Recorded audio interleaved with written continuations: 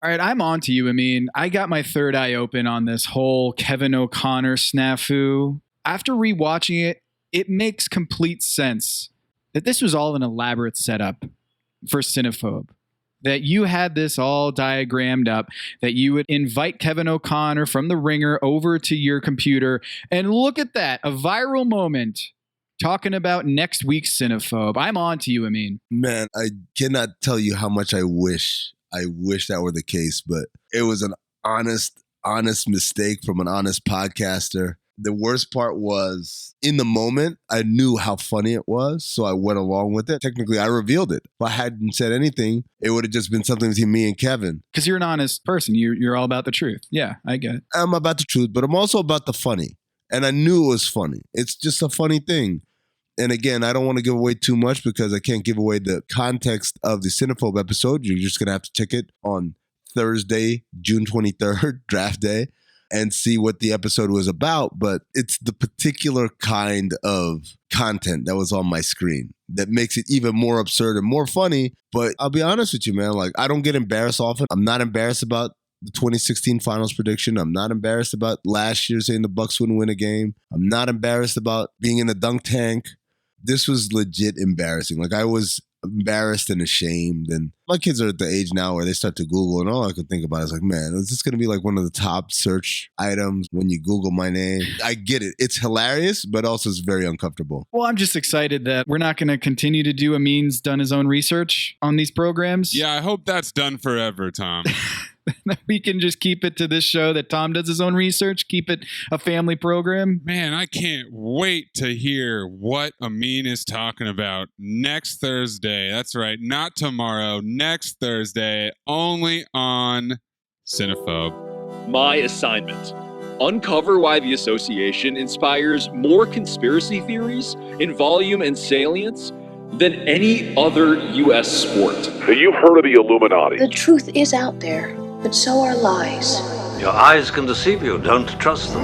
The NBA has always been controlled by about 8 people. Denial is the most predictable of all human responses. If you're only using 10% of your brain, you don't even know that you're using 10% of your brain. The NBA Illuminati. If coincidences are just coincidences, why do they feel so contrived? The Illuminati. But you start to follow the money, and you don't know where the f*** it's going to take you. It is unspoken. They have influence among other players. The NBA Illuminati. I don't have time for your convenient ignorance. Maybe I'm a conspiracist now as well. That's all it took. Oh, we got books, we got schools. You saw a video on YouTube. My eyes, sir. You've never used them before. We are the basketball Illuminati.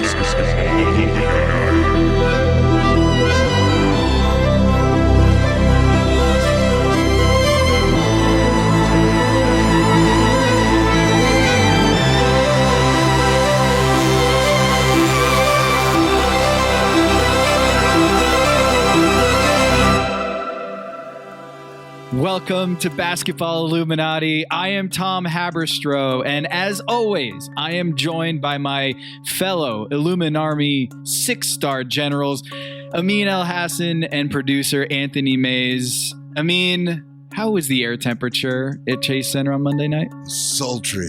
The thermostat turned all the way up to 84. My wife, Donna. It was cool. It was cool, calm, and collected. Okay. I'll tell you what wasn't cool, calm, and collected was the 2014 NBA Finals Game 1 8-year anniversary last week. One of the strangest situations we've ever seen in NBA Finals history. We're going to get a deep dive into one of the craziest nights that Amin and I have been a part of in our NBA careers. But first,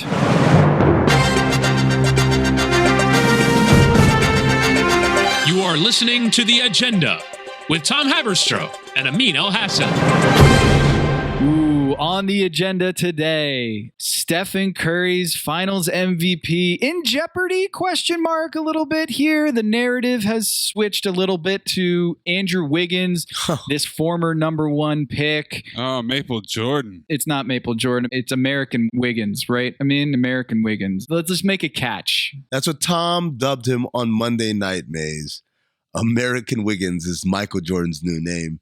And Wiggins is now the thing that everyone compares off to. Stop trying to make fetch happen. It's not going to happen. Look, the agenda is a segment that's designed to mimic and to follow the beats and rhythms of mainstream media coverage. Here at Illuminati, we uncover, we reveal, we expose. But we reserve this segment to talk about the same boring topics that everybody else is talking about. Because, you're a basketball podcast. Why don't you guys talk about X's and O's and break down the game and stuff? So we'll do that. We'll do that here because, Maze, as you pointed out right before we went on air, it is hilarious. It is guffaw-inducing that Game 4, everyone gives Steph Curry his flowers. You might say they were hot for him. Yes. Turn it up.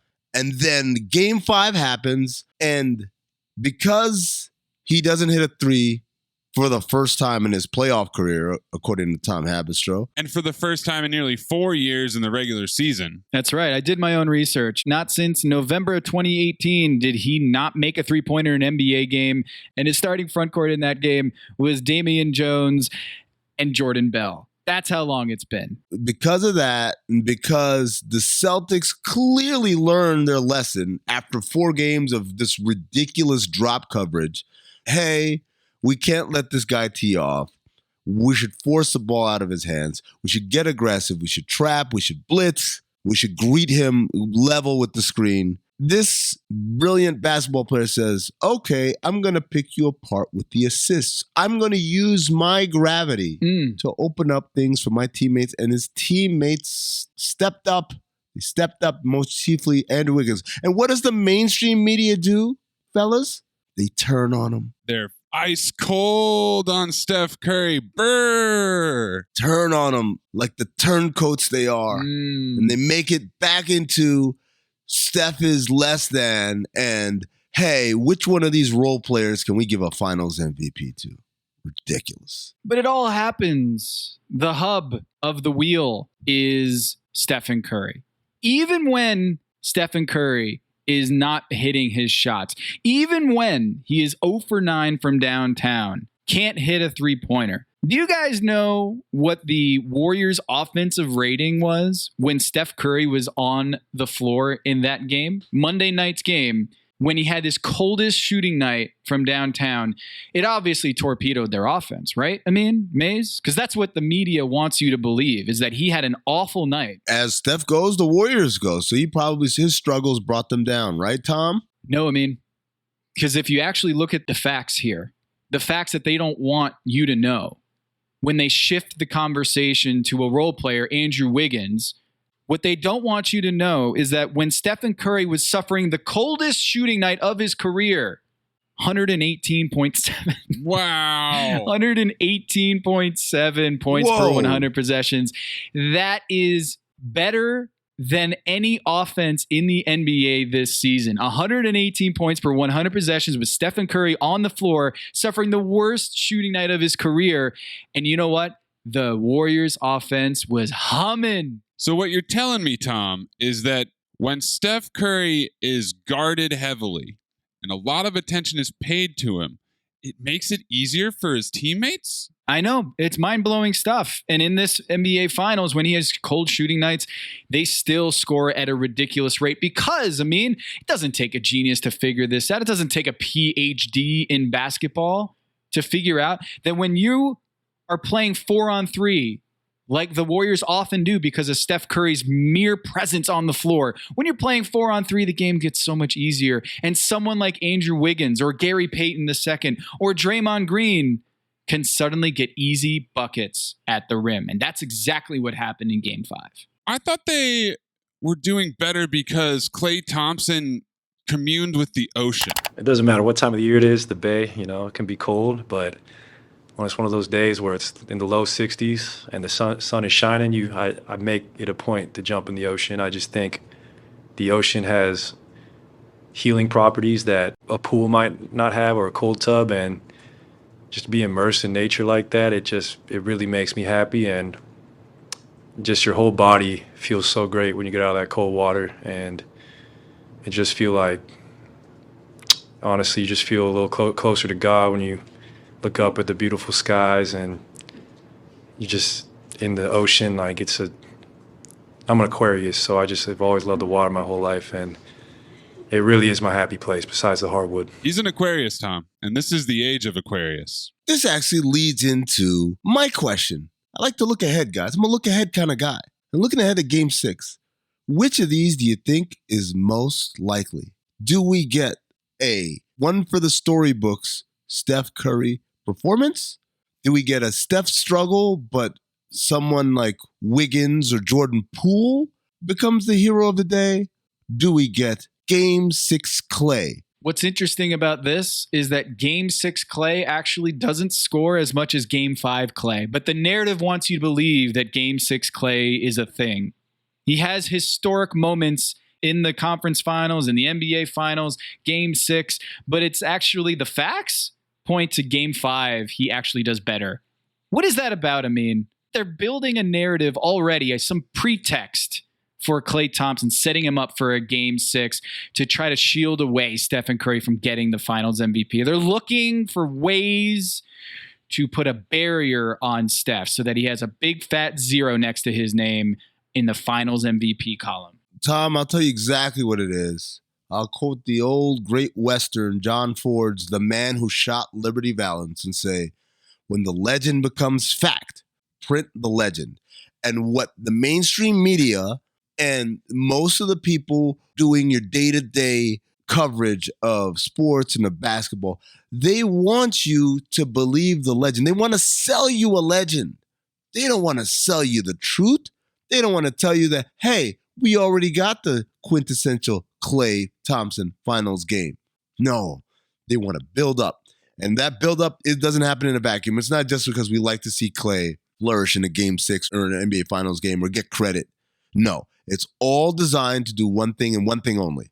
Divert attention, credit, and praise away from Steph Curry to continue this false narrative that he is somehow the flawed superstar who, quote unquote, doesn't show up in the finals. I see you, Mike Ryan. Yeah, absolute cretin. You know what's funny about this, Maze? I mean, remember in 2016 after Steph Curry suffered a sprained MCL and then came back in the playoffs, miraculously came back and stitched up his own knee and then came back and played. And then the Cleveland Cavaliers had a game plan to run him into the ground, and he didn't perform up to everyone's expectations.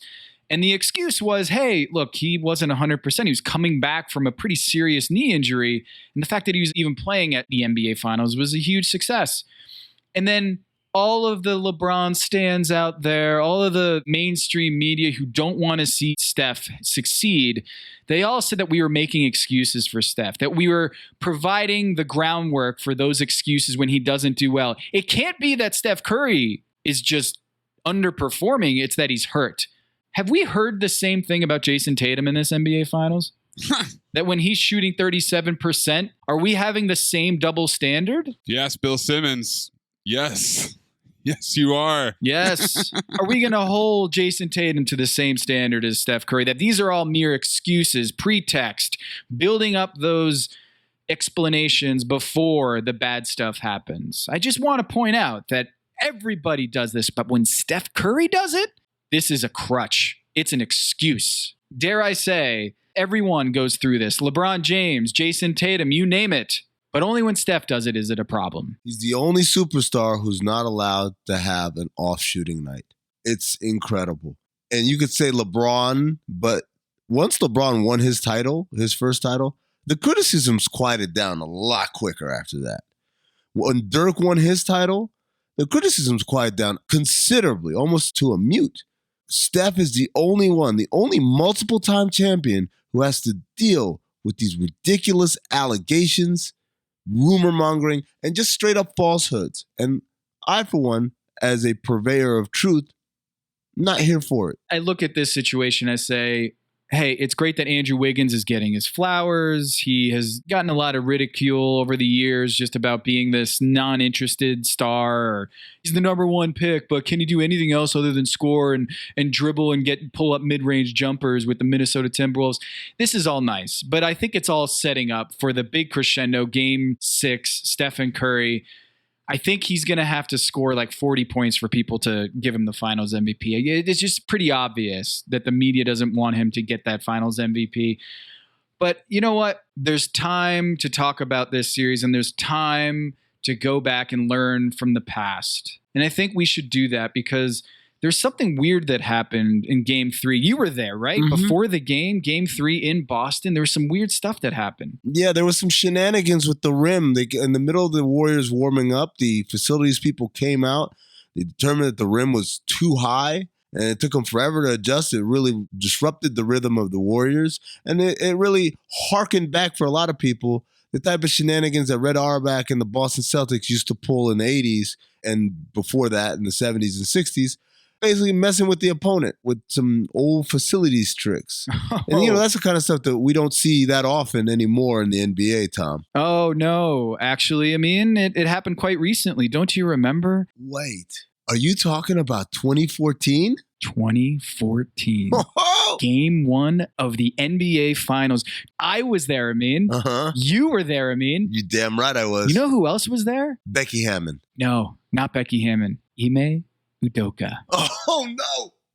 He learned it from his pop. Assistant coach for the San Antonio Spurs. On that night that will live in infamy, is the current head coach of the Boston Celtics that someone was messing with the rims in Game 3. Who knows? But I tell you what, we are going to get to the bottom of this mystery. 2014 NBA Finals, Game 1, one of the biggest, strangest nights in NBA history, is next on Basketball Illuminati. Hello, listener. It's producer Maze here to talk to you about Kindred. Now, close your eyes like Owen Wilson during a job interview and imagine a way to travel that feels personal, comfortable, and connected without the price tags and the sterile feelings of hotels or short-term rentals. Now open your eyes and stop using your imagination because Kindred has made it very real. That's exactly what they do. Kindred is a members-only home swapping network. It's not a hotel. It's not a short-term rental. It's a smarter way to travel where each stay feels like home. Here's how it works. With Kindred, your home is your ticket. You earn credits by hosting fellow Kindred members, and then you use those credits to stay in over 220,000 homes in more than 100 cities worldwide. There are no hotel costs or rental fees, just the credits that you've earned. Every stay comes with white glove service, 24/7 trip support, and $100,000 in host protection. Make it easier for you to travel and enjoy yourself and not worry about details. I've used Kindred and I found an amazing home for a weekend getaway in an idyllic location with amazing views and great ambiance. It had everything I needed. And the best part was, it cost me $0. So apply now at livekindred.com and use code DINGS to join for free. Plus, you'll earn 5 nights of travel credit just for signing up. That's right, that's 5 whole nights for free at livekindred, KINDRED.com, code DINGS, DINGS, livekindred.com, code DINGS. Listener, listen up. This is important, okay? I'm going to try to save you some money here. If you're still overpaying for wireless, it's time to say yes to saying no. At Mint Mobile, their favorite word is no. You may think like, oh, that's bad. No contracts, no monthly bills, no overages, no hidden fees, no BS. Here's why I said yes to making the switch and getting premium wireless for $15 a month. You heard that correctly. $15 per month. Ditch overpriced wireless and the jaw-dropping monthly bills. And of course, there are all these hidden fees and stuff, but at Mint Mobile, plans start at $15 per month. All the plans come with high-speed data, unlimited talk and text. You're not doing like weekend and nighttime minutes or anything like that. And it's delivered on the nation's largest 5G network. Use your own phone. Don't have to get a new phone. Use your own phone with any Mint Mobile plan and bring your phone number along with all of your existing contacts. I switched months ago. People have asked, did you actually switch? Yes, I actually switched months ago. And I don't know what to do with all this extra money. I've cheated the system here. I've rigged something. This is an Ocean's 11 situation where I'm stealing wireless from Mint. That's how good a deal it is. Ready to say yes to saying no? Make the switch at mintmobile.com/dings. That's DINGS. That's mintmobile.com/dings. Upfront payment of $45 required, equivalent to $15 per month.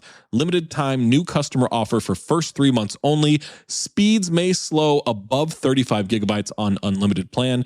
Taxes and fees extra. See Mint Mobile for details. And James going to have to be helped over.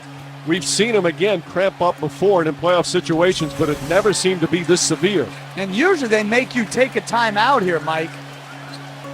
They don't allow like an injury like this to just allow someone to take this much time. And again, you wonder how much the lack of air conditioning and the heat in this building is coming into play with this and everything else. Oh, there's no doubt that this has had a huge impact on this game. LeBron James, at this point in his career, everybody was saying he was indestructible. I'm gonna need some colder water now. They're trying to smoke us out of here. Felt like a punch in the gut when you see your leader limping like that back to the bench. When LeBron goes out, obviously you lose the best player in the world, so we realized that, took advantage of it. They won, but they cheated. See, they practiced with no heat. You know that for a fact? Of course I do. Oh, okay. Of course Who's I your do. source on that? No, it's the streets.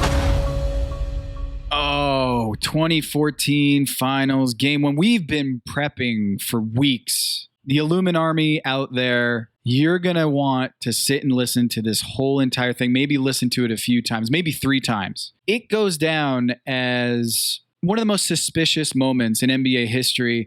And you hear it there from DJ Khaled suggesting that the streets, he talked to the streets and they told him that the fix was in. The Spurs were behind it. It was not just a coincidence. You know what? I trust DJ Khaled, but we need to do our own digging. We need to do our own reporting. And on this program, we're going to talk to some sources who go on the record about their experience on that night, June 5th, 2014. We don't want the Illuminati out there to just listen to us all the time. We also wanted you to get balanced, objective perspectives from hard-working journalists on both sides of this vendetta.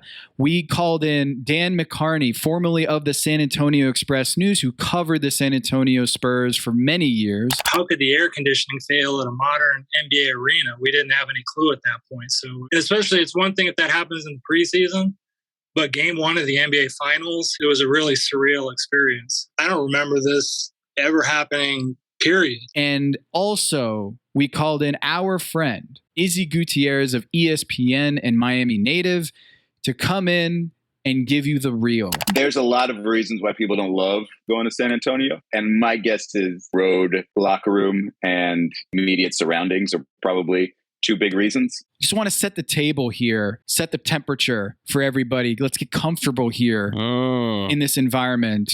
The temperature. Yeah. It's getting hot in here. It was getting hot for Adam Silver. His first year on the job, taking over for David Stern, 2014. Also a rematch. LeBron James against Tim Duncan and the evil empire of the San Antonio Spurs that took him down in 2007.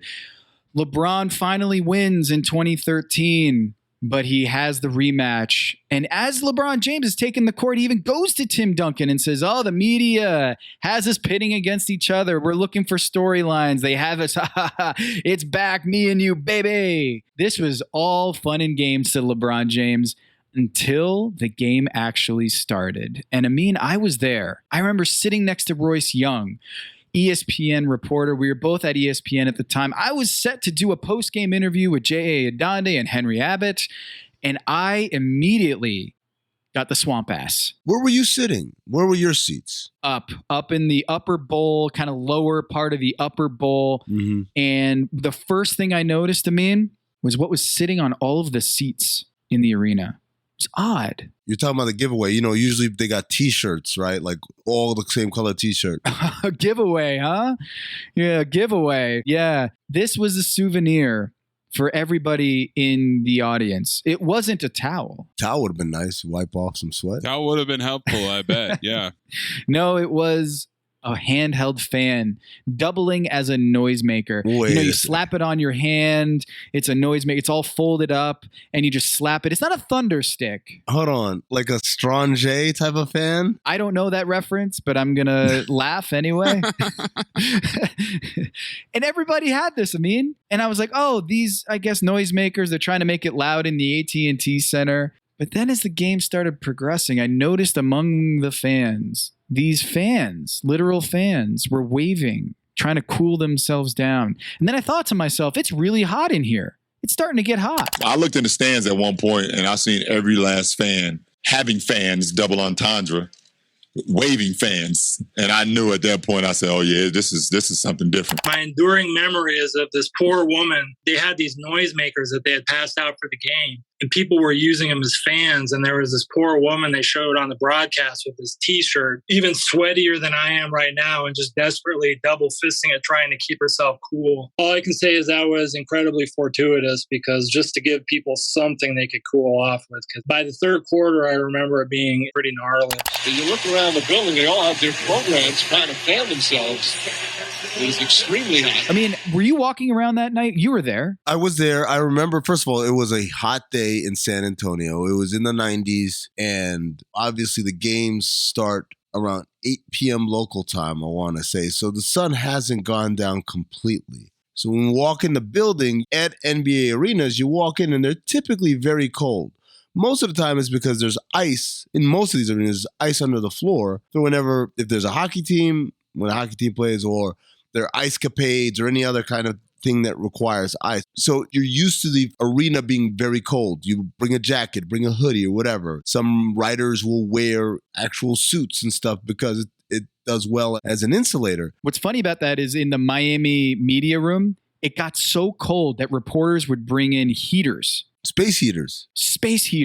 This is at the AAA. Yeah. It's like, heat. It's so hot in there. No, it's so cold. The Miami Heat keep it so cold sometimes that the writers, they can't feel their fingers on the keyboard. It goes numb. It's so cold. So reporters would have a space heater next to them as they work. That's how cold it is sometimes in NBA arenas. When you walk in, it's unmistakable when you walk into a building that's not air conditioned. Because you think you're going to go into that like freezer section at Costco.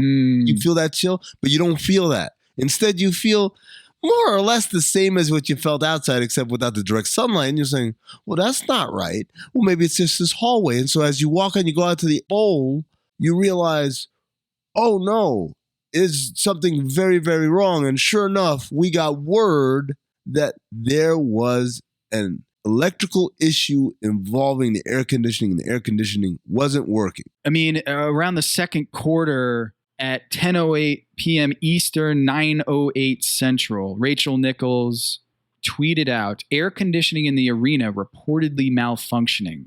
This could get interesting. It sure did, Tom. Mike, I'm being told by the San Antonio Spurs that they are crafting a statement about the malfunctioning air conditioning unit. I'm assuming it'll include something about it's hot. But I can tell you that every player is talking about it. I asked David Fisdale, would it affect their rotations in the second half? He said, no, we know it's affecting everybody. I heard Chris Bosh saying to Ray Allen, it's like playing in my old high school gym. There's no air moving in here. It took over 90 minutes for the Spurs to put out a statement to address that the air conditioning is not working. And I mean, I don't know.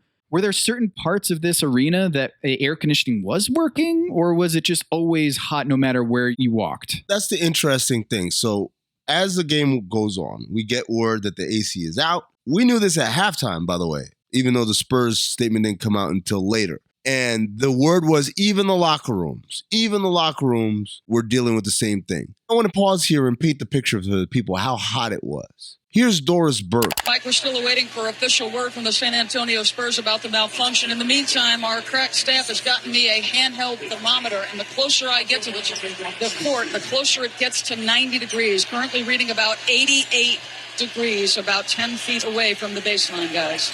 And Pat Riley's still, Doris, not taking off his jacket despite the heat. There have been varying reports as to exactly how hot it was. Some people say Doris's thermometer was a little off or whatever.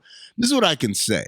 Even if it was somewhere in the 80s and not 90 degrees, as Doris points out, Have you ever been in a car on a mildly warm summer day and there's like 3 other people in the car? So there's 4 of you guys in the car. The windows are rolled up and for whatever reason, you don't turn the AC on.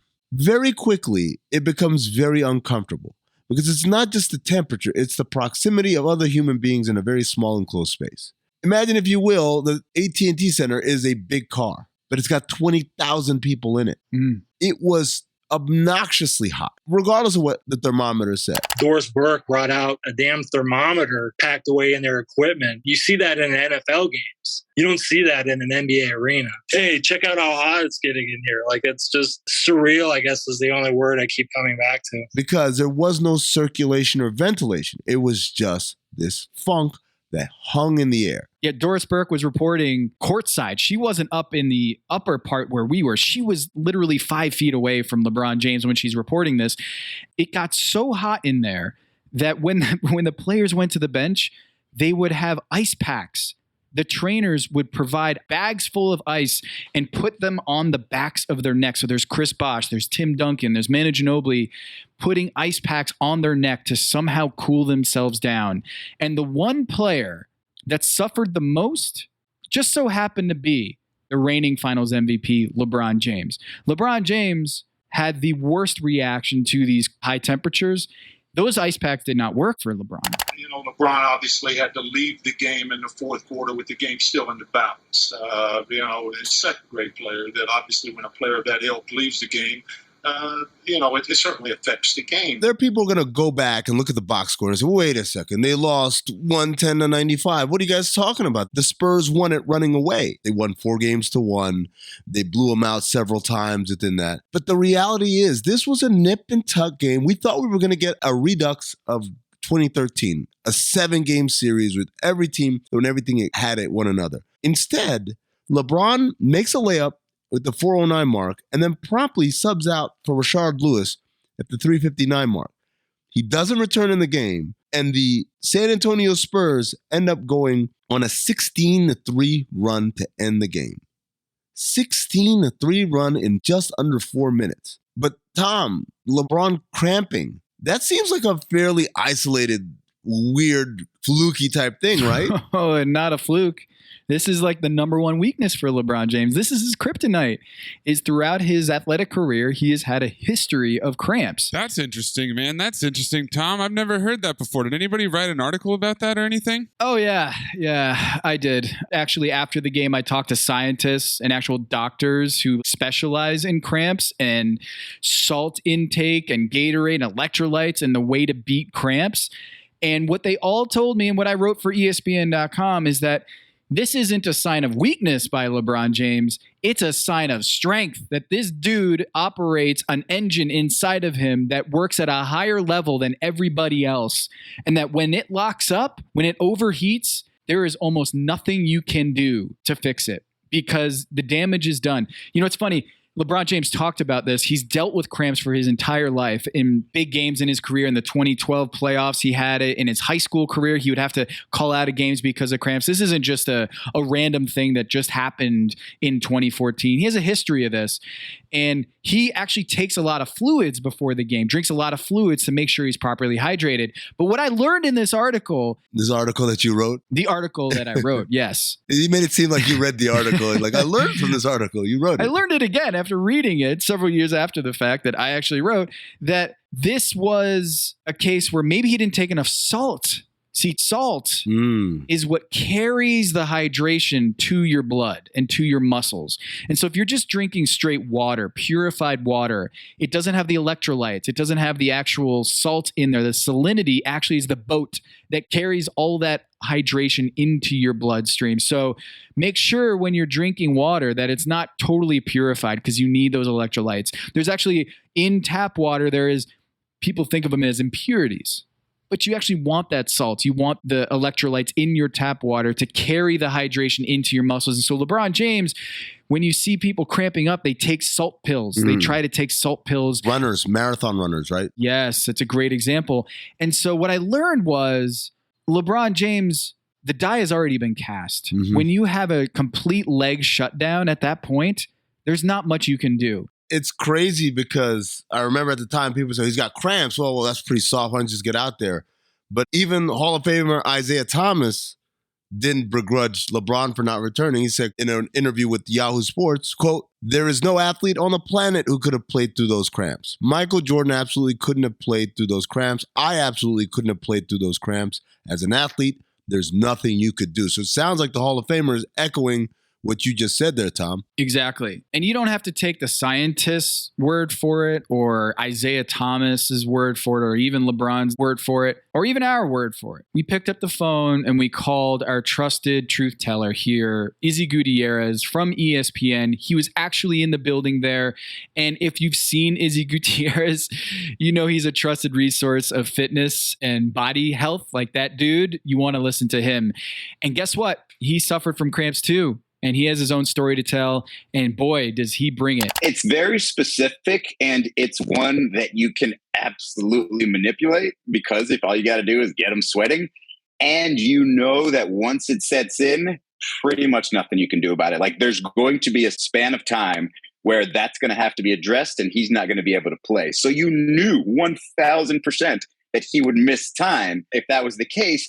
And coincidentally, happened in the second half where you wouldn't have a halftime with which to attend to the situation. It all made for very questionable timing or a lot of questions in general. That's great that LeBron is such a incredible athlete. He's in such amazing shape that his cramps are caused by his peak level of fitness. But what do you have to say to the fact that in 1984, Larry Bird, another pinnacle of fitness. Yes. Shot 15 of 20 from the field, scored 34 points in a win over the Lakers in the finals, where another courtside thermometer registered 98 degrees. In fact, he said, "I love to play in the heat. I just run faster and create my own wind." Somewhere I can hear Mad Dog right now. Yeah. Yelling at LeBron for not creating his own wind, for not creating his own salts to rehydrate himself and avoid the cramps. And that's what Havlicek would have done. That's what Bird would have done. Maybe if LeBron had mixed in a beer every once in a while, he would have gotten some of that salt that he needed to power his own renewable energy source like Larry Bird. Maybe a pack of smokes at halftime, perhaps. Did you say Power Maze? Oh, we'll get into Powerade. We'll get into that later, yes. Wow, this thing is like an onion. Wait, but here's the thing, Tom. AC goes out, right?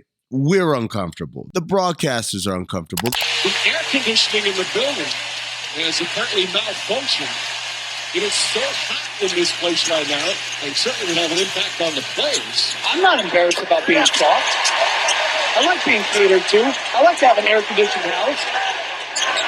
I like to have an air-conditioned arena. LeBron is out of the game because it's so uncomfortable. Wouldn't the Spurs be uncomfortable too? I mean, you're someone who has scouted in the NBA before. Don't you remember that 2014 NBA Finals squad from San Antonio? Vaguely, it's like Tim Duncan and Danny Green. Jog my memory. Who was on that roster? Try Tony Parker. He's French. Tim Duncan, you mentioned, he's from the Virgin Islands, so not an American. And I'm saying this because Aaron Baines, also not an American. Marco Bellinelli, Italian. Nando De Colo, Boris Diaw, Corey Joseph, Tiago Splitter, Patty Mills, Manu Ginobili. Where are you going with this? International players who had vast experience playing in unair-conditioned gyms. Are we making assumptions here? Are we stereotyping basically, oh, they're from Europe or from South America? Of course they played in unair-conditioned buildings. Is that what we're doing here? Maze, hit him with the audio. Tim Duncan. Temperature-wise, how does this rank with the games? Is this one of the most uncomfortable games you've ever played? Yeah, pretty close. I don't think I've ever played in anything like this since I left the islands. It's pretty bad out there. Tony Parker. Obviously, everybody in the building could feel what the heat and humidity was like in here tonight. What's it like trying to play through that? Didn't you have to try to account for it as the game's going on? Me personally, it didn't bother me. It felt like in Europe. It felt like I was playing in the European Championship. So, we never have AC in Europe, so it didn't bother me at all. Manu Ginobili. For sure, I play more years in situations like this than with AC on a court. So, not a big deal in that case. Think about this. We have a roster full of experienced international players dealing with these circumstances. Uh-huh. You have the noisemakers. You mean the Strange fans? You have the fact that the best player in the series, the reigning finals MVP, has a certain Achilles heel. Certain strength, Tom. Oh, right. Certain strength where his weakness is also a strength. It happens to the best of us, right? And it involves hydration and sweating and overheating, right? You have all these things swirling about.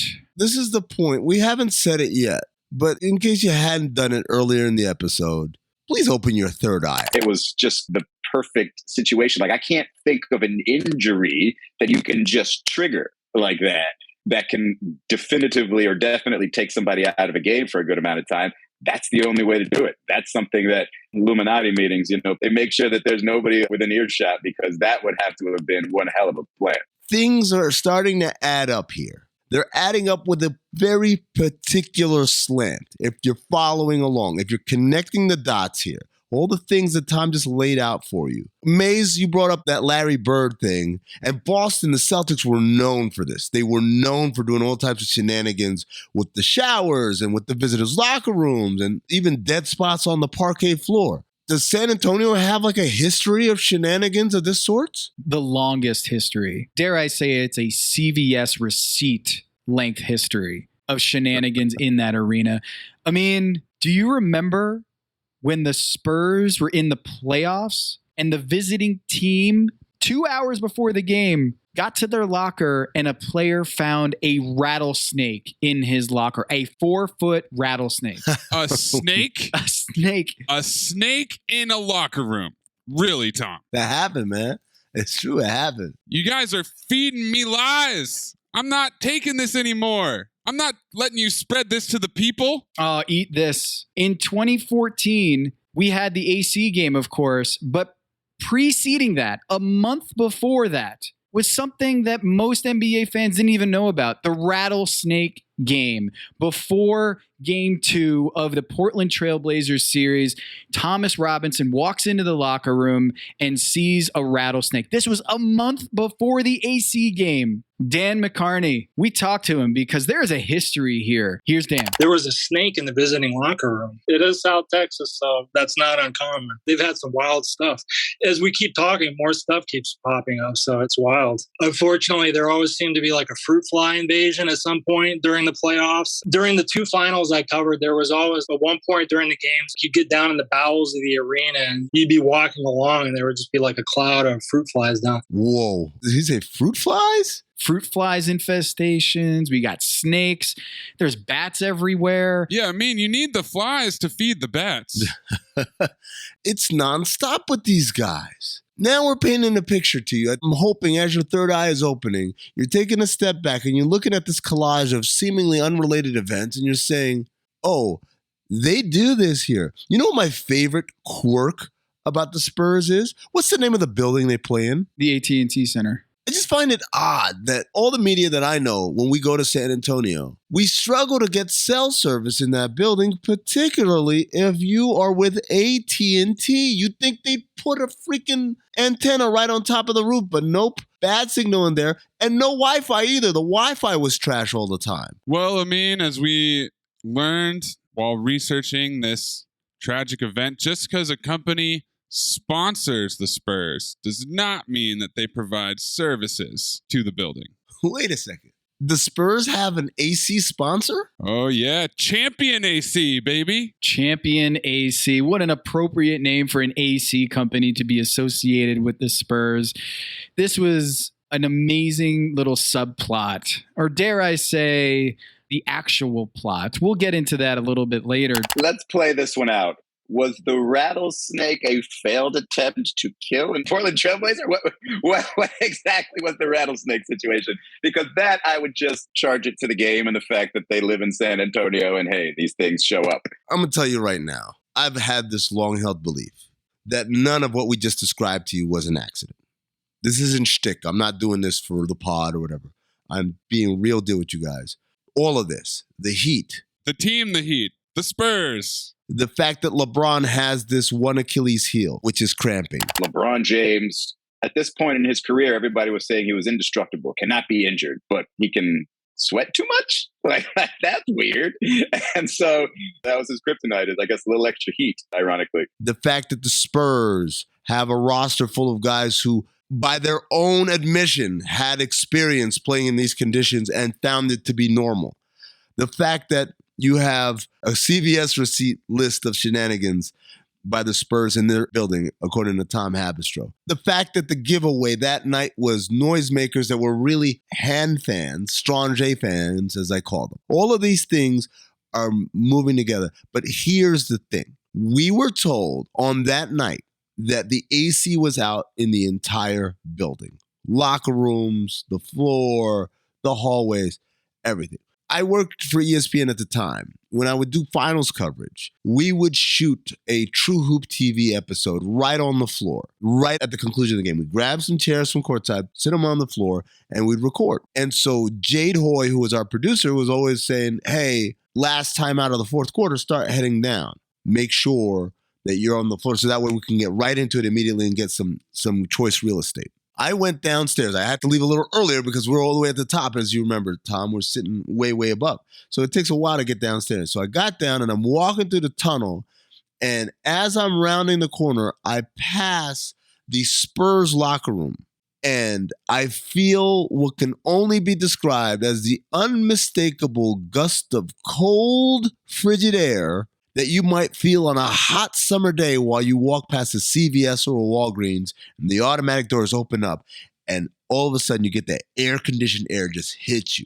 I know what I felt. Everyone can say what they can say about, well, it was this and why would they do that? I know what I felt, not what I heard. This isn't hearsay. I know what I felt as I walked past their locker room. That gust of cold air hit me.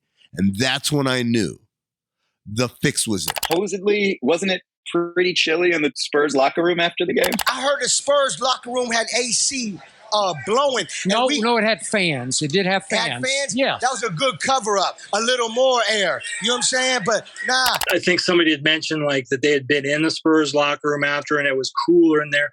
It would not surprise me if they did have their own specific air conditioning for the locker room, just as a backup or just the way the arena is laid out. I mean, that's like when you go to the eye doctor and they just blow a little bit of air in your eye and it opens up your eye, right? Mm-hmm. You felt that cold air and immediately you didn't just go for cover and grab a blanket or a sweatshirt or anything like that. You opened your third eye. Tom, I'm telling you, I didn't have an inkling about LeBron's cramp history, about any of that stuff. I just thought, man, this is uncomfortable. Wow, what a crazy game one. The moment I walked past that locker room, I knew there are no coincidences. There is no such thing as happenstance. This was the birth of my third eye opening. That was the day when I realized it was written. Who wrote it? I got a list of suspects for you, Tom Habistro. People who all had something to gain from gaming the system, from gaming this air conditioning system, and giving us what ended up being the first salvo in a very quick and dirty series. Did you talk to anybody who was like affiliated with the Spurs or anything like that? It's funny you should mention that because I have a friend, a source, who is a former Spurs employee. And I talked to this source. We were talking casually about crazy things that have happened in the final. This wasn't too long ago. And my source brings up the night the AC went out and says something along the lines of, that was real. I said, oh, I know it was real. Real shady. And so my source says, no, it was actually a point of great embarrassment for the Spurs. And one of the members of the facilities department leadership team actually lost their job as a result of this. For my friend, who's this former Spurs employee, that's the proof that nothing untoward was happening because someone screwed up, honest mistake, and they lost their job as a result. I submit to you, that's just proof that this was a conspiracy. Because at the center of every conspiracy, there's always a patsy. There's always a fall guy. There's always a scapegoat. Do you really think Lee Harvey Oswald was the only person in that book depository? No. There was more to it than that. And much like that here, suspect number one is the San Antonio Spurs organization led by Greg Popovich. Why Pop, you might ask? Well, I don't know. Maybe because you think about them pulling off this incredibly complex plot where you need to have faulty communications coming in and out of the arena. You need there to be misinformation out there. Oh, the AC's out everywhere. You know what kind of person you would need to orchestrate something like that? Someone with a little experience as an intelligence officer. Perhaps in the military. Perhaps having served abroad. Perhaps even considering, quotes, air quotes for those who can't see, a career in the CIA. Do you find it suspicious at all that the air conditioning went off considering LeBron's history of cramp? No, I mean, that would take an incredible mind to try to plan that. Where would one find such a diabolical mastermind? I don't know. The head coach of the Spurs, Greg Popovich. Well, Amin, he was asked about this during the game. Doris Burke pulled him aside in the quarter break, and here's what he had to say. Temperature in the building affecting both teams. How does it affect what you do with your guys in the fourth period? That doesn't affect us any more than them. It's just a bad situation. A bad situation, Amin. A bad situation. A bad situation. I'm out here. You know, I'm third eye open. I'm that guy. Right. The guy who has wacky NBA Finals experiences.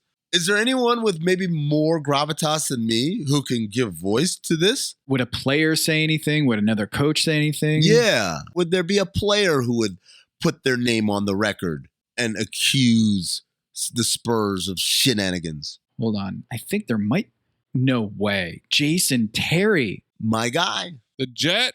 Wait, Jason Terry has every reason to say the fix wasn't in because he's the guy that LeBron dunked on. Wouldn't he have beef with LeBron James? I feel like Jason Terry wouldn't be the whistleblower here, but he is. Here's what he had to say to a local Dallas radio station. Quote, "You know what? Pop has done that so many times. I don't know if it's a conspiracy, but I'm telling you, going into San Antonio is a tough place to play. And I can remember very well one time where it was cold showers. There were about 1,000 flies in the locker room. And this year, there was a snake in the locker room. So they're going to pull out all the stops to get into your head." And he finally says this: when you go to San Antonio, expect something like that. And Miami fell victim to it. End quote. Wow. It reminds me, guys, of when we were talking about the frozen envelope and our man from Madison Square Garden just put it out there, bold-faced, claimed responsibility for it in a joking manner. That's kind of like how Pop joked about the air conditioning situation. Any of your players have any issues with the heat that bothered them at all? Well, I think everybody got a little tired or a little dehydrated for sure. I'm sure that, both teams are going to be happy that we have a couple of days before the next game, and hopefully we can pay our bills. They're trying to let you know. This is what they do. They flirt with the truth in order to make the truth seem unpalatable. If the truth was virtuous and we treated it with the appropriate amount of reverence, then we would always take it seriously. But when you treat the truth like some floozy you picked up at a bus station, well, we're all expected to disrespect the truth and not believe the truth. But don't listen to us. Let's check in with Dan and Izzy and see what they think about the Spurs being behind this. I know R.C. Buford really well. I think incredibly highly of him. He's one of the classiest guys I've ever met. Did he channel his inner Red Auerbach in some of those spots? Maybe that's a question for RC. It was an electrical malfunction, like a breaker or something. Could that comprise somebody pulling a plug? I don't know. I don't think they would have done that. Do you think Greg Popovich being involved in this exonerates the Spurs here, or do you think it actually makes it more suspicious? I go back and forth with this in my head because I love Pop, and I do think this is all silly, fun, and games, and he's above this. However, they did just lose the previous year. And they lost in a way that would make you pull your hair out. And it's just like, man, anything we can get to make sure, even if it's a razor's edge, that makes sure we don't lose back-to-backs, let's see what happens and do it in game one. What's the harm in a game one? They can live with their conspiracy theories for years, and it's only going to play out as a conspiracy theory if it works to perfection, which it did. And so I want to say it's nonsense, but there's something that says it's too perfect. So I'd say there's I'd say like a 15% chance that Pop or RC knew, but they could actually have plausible deniability and no direct connection whatsoever. But you know what, guys? Believe it or not, they're not the only suspects here. There are other suspects. Speaking of people who are taking a tongue-in-cheek approach to the truth, how about Champion AC? Yes. Our friends down in San Antonio. The sponsors. They were trying to secure the arena service contract at the time because they held the unique position of being a Spurs partner, but not the air conditioning provider. In parentheses, from their blog post, friend zone level ultimate. Oh, isn't that cute? If you are this company, Champion AC, you're paying money to the Spurs, you get the affiliation, but what you don't have is a service contract. When things go wrong, they're paying some other company to fix things for them. It's going in the other direction, right? Yeah, this is basically a can't buy me love / love don't cost a thing scenario. You're pretending to go out with them, but in reality, this relationship is a farce. So what do? How do you get the other people out of the picture? You make them look bad. Frame them. This is all speculation until you read the actual tweet from Champion AC on Twitter at 10:32 p.m. Eastern Time, right after Rachel Nichols tweets out that there is a malfunction in the AC unit. For the folks at the AT&T Center, we're just a sponsor. We don't have the service contract, ... yet. Smiley face. In a subsequent blog post, yes, that's right, we at Basketball Illuminati read air conditioning company blog posts for you. They went on to say, that's why we wanted to take this opportunity to clear up any and all rumors about the AC outage that caused the cramps heard around the world. Starting with, we totally did it. No. A power outage? Really? Do you think something as devious and beautifully executed as turning the AT&T Center into a sauna, you're welcome, dieters, could be accomplished with something as crude as a power outage? Think again. And it's good there's 2 days between now and the next game so everybody can recover. And they can get the AC fixed also. Because it's broke. All of a sudden, the coils weren't working. Like, what the heck is going on? Because that just doesn't happen in a building that large. I don't think the AT&T Center has had an air conditioning problem before or since. And so the fact that it happened in the second half of a game one of an NBA Finals against the greatest player of all time who happens to cramp easily seems to be more than a coincidence. They're flirting with the truth in order to throw us off the trail, making us take the truth less seriously. In the same breath, they're talking about how all these people have been harassing them on social media and it's not their fault. And you know what this is? This is where they're recentering the narrative so that they are the victim. They're making themselves the victim so that you're like, oh, it couldn't be them. They're poor, these guys, whatever. But guys, that's not the only suspects we have. There's more? What? Absolutely is more. As you all know, we just talked about Champion AC, but that's small potatoes. It's AC units. We're talking about local sponsorships for a team in a mid-market. No. We want to talk big money? Let's talk big money. Let's talk about one of the biggest corporations in this country, in the world, being upset that the best player in the game is not aligned with them, is aligned with the competitor. Oh, I see these dots. Mm-hmm. I forgot about this. That night, there was this whole Powerade Gatorade thing going on, this little beef between the two huge conglomerates. Mm-hmm. Wait a minute. So LeBron James, even though he's an NBA player, he is not a Gatorade player. Nope. Because his sponsorship is with Powerade, the rival of Gatorade. Now, Gatorade spends lots of money and pays that money to the NBA to make sure that in the locker rooms and the signage everywhere, they are the official sports drink of the NBA. They get that notoriety, right? But on that night, when LeBron James is cramping up, they got a little spicy on their Twitter account. Gatorade tweeted The person cramping wasn't our client. Our athletes can take the heat. Ho, ho, ho, ho. So spicy they had to delete it afterwards. Deleted tweets. Red flag. Another deleted tweet. Better go stock up on lime cucumber before game 2. Can't cramp up. So they went on and on. Look at this. They're brazen with it. All right. Enough with the corporate sponsorships. I'm not feeling all these power player conspiracy suspects here. Let's get to the things that we know for sure. Mm-hmm.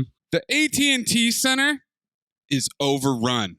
And I'm not talking about Heat fans. I'm talking about critters, creature comforts. Oh. We've got snakes. We've got flies.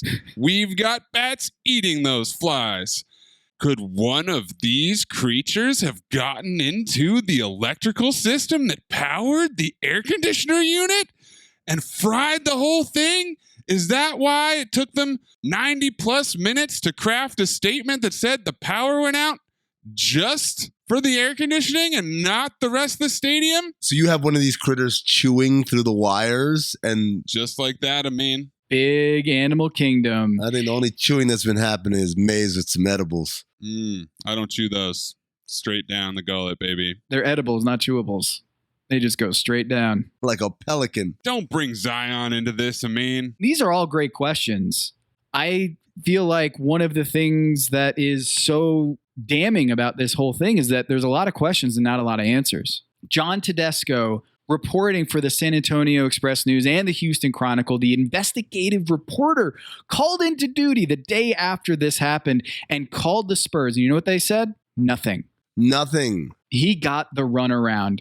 I pulled up this article published on June 6th, the day after, where John Tedesco, intrepid gumshoe Sherlock Holmes for the people, went out there to try to figure out who was at the bottom of this.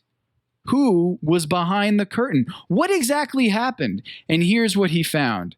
The San Antonio Spurs have yet to respond to questions about why the unit stopped running in the first place. The AC system has been tested, is fully operational, and will continue to be monitored, they said.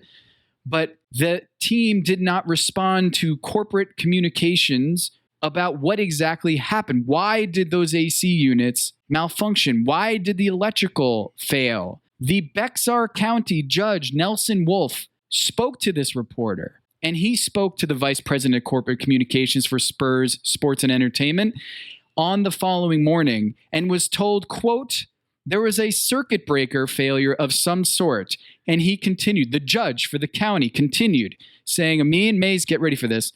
They tried to get it fixed last night, but couldn't get enough power because of whatever happened to that breaker, said Wolf, who attended the game and insisted that complaints about the hot conditions inside the AT&T Center were overstated. Quote, I was there, and I wasn't all that hot. According to what I have been told by our people, our temperature dial showed 78 degrees, not 90. It may have been just a little uncomfortable for some folks, but it didn't bother me or anybody in the suite we were in. The county official that oversees the AT&T Center was at the game last night, and he said that he thought media reports of the conditions were overstated, that he was actually comfortable. Put it in your words what you felt. How do I answer this? It was some extreme conditions. I've never played in an NBA game like it was last night as far as the heat. You guys see what's happening here? This is a judge. They've got judges in their pockets. When there's judges and elected officials that are involved, you know what that means? It means this thing goes all the way to the top. To the top of the Spurs organization, right? I mean, No. I'm talking political capital here, sir. I'm talking straight to the top of the NBA. And the latest suspect I have, Adam Silver. Whoa. No. That's right. Adam Silver just inherited the title of commissioner after the long tenure of David Stern had come to an end. At this point, the Donald Sterling thing had just happened. He's riding high. His Q rating has never been higher. He's hooked. He's addicted to that limelight. Says, you know how I can boost this a little bit more and kind of distance ourselves from the stain of Donald Sterling? What if we got an NBA Finals that turned everything on its head? Make the NBA the center of conversation. You make some phone calls. You call up a judge. You call up an AC company. You call up some rattlesnakes and other critters. You call up Gatorade, pull all of these strings. Now, here's the thing. In my theory here, if Adam is the culprit, he overstepped himself because he probably thought, man, the Heat are probably going to beat him again. I need to even the odds a little bit. That game one is a little too close. Pull the lever, push the button. Here we are. Game one is a loss, right? And then we get a back and forth and all that stuff. But instead, what happens is it triggers the entire collapse of the Miami Heat as they lose in 5. What? Unintended consequences. Remember that one from the lockout? Mm-hmm. Unintended consequences. Wait, I mean, are you suggesting that Adam Silver overstepped here and didn't quite see what he was doing, that he went too far? Because I posit he knew exactly what he was doing in this theory, right? What was better for LeBron James's legacy? He won the championships in Miami. He wins 2 championships. Sure, a 3-peat would be nice for his legacy, but nothing can top what happened next. Well, Tom, first of all, I'm not insinuating anything. I'm asking questions. Like a regular detective, I'm coming up with a list of persons of interest, suspects, and trying to come up with the motive, the why beyond what was done and why these suspects would have done it. But Tom, you touched on something that actually made me want to add a new contestant, a new culprit, a new suspect, a new person of interest. And in many ways, this should have been the most simple one, the most obvious one. Dan Gilbert? It's LeBron James. No. Film noir. What? Think about this. At this point, he has become disillusioned with being in Miami. It's a boot camp. He doesn't get to have his guys on the plane. Meanwhile, Dwayne Wade is taking weeks off at a time for rest and recovery. LeBron's having to shoulder all this load. They're giving him help, and their version of help is Rashard Lewis's 800-year-old ass. No. LeBron knew, hey, if I'm going to win more titles, it ain't going to be here. First of all, I want to call my own shot. Second of all, I need to get with a younger team so I can age more gracefully. But he couldn't just leave. He was going to be a free agent in 2014, but he just can't leave. You've got to set up the circumstances to point out this isn't a good enough situation for me. So how do you do it? You lose the NBA Finals, but you don't want to lose like, oops, I turned it over. Oops, I don't know what I'm doing. You have to do it via injury. No one wants to seriously be injured, right? So you find the injury that you know you're susceptible to, but is temporary. It doesn't have any long-lasting effects other than not being able to play. Wait a minute. So you're saying this is the equivalent of Donovan Mitchell's camp leaking out to the ESPN national media? Pretext. LeBron James is setting up the escape route, the escape hatch. Mm-hmm. Just like Donovan Mitchell is upset and unnerved and unsettled about Quinn Snyder's surprising exit. How dare you? No, I didn't see that coming. This is what we talked about last week on Basketball Illuminati, and you're establishing another pretext, potentially another suspect, LeBron James. And now I'm rethinking everything. Was I part of this whole conspiracy? You got used like a sleeve of diapers at a daycare center. They just shat all over you and then threw you into one of those weird trash cans that seals the poop smell in. So you're telling me that the scientists and the doctors that I called up all were in on it, saying this is a strength for LeBron James? Him having the cramps was actually a sign of LeBron's greatness, that we're cutting both ways. He not only gets the escape hatch, but he gets reporters like me saying this is actually a strength of LeBron James. I'm telling you, Tom, that you were once blind, but now I see.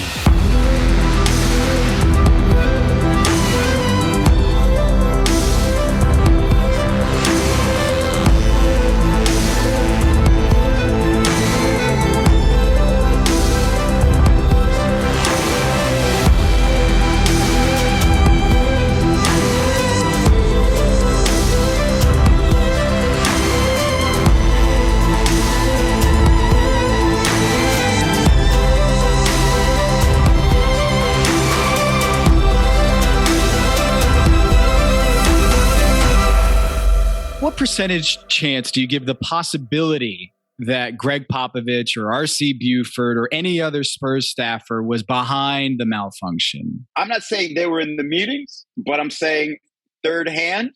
Yeah, Pop probably knew something like that was coming. They probably could have told them, if it gets warm, just know, don't freak out. It's for our benefit, and you don't need to know why. He tells his guys, hey, make sure you hydrate really well, and remember to tell a bunch of stories about when you played when it was warm. Okay, let's go team.